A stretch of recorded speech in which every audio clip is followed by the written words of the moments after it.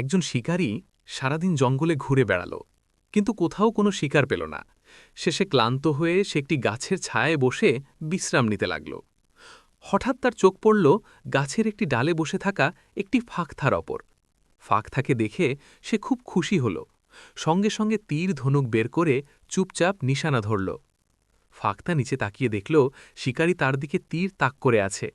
সে ভয় পেয়ে উড়ে যাওয়ার কথা ভাবল, কিন্তু ঠিক তখনই উপরের আরেকটি ডালে একটি ভয়ঙ্কর বাজ এসে বসল। তার তীক্ষ্ণ চোখ ফাঁকতার দিকে স্থির ছিল। ফাঁকতা সামান্য নড়লেই সে ঝাঁপিয়ে পড়বে, এই অপেক্ষায় ছিল। এখন ফাঁকতা ভয়ঙ্কর ফাঁদে পড়ে গেল। নিচে শিকারীর তীর আর উপরে বাজ, দুই দিকেই মৃত্যু।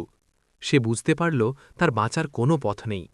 অসহায় হয়ে সে আকাশের দিকে তাকিয়ে বলল, হে আল্লাহ, আমি যদি উড়ি তবে বাজ আমাকে ধরে ফেলবে, আর যদি বসে থাকি তবে শিকারীর তীর আমাকে বিদ্ধ করবে। তুমি ছাড়া আমাকে বাঁচানোর আর কেউ নেই, আমাকে সাহায্য করো। ঠিক তখনই শিকারী তীর ছুঁড়তে গেল। এমন সময় ঝোপের ভেতর থেকে একটি বিষাক্ত সাপ বেরিয়ে এসে শিকারীর পায়ে দংশন করল। শিকারী ব্যথায় চিৎকার করে উঠল।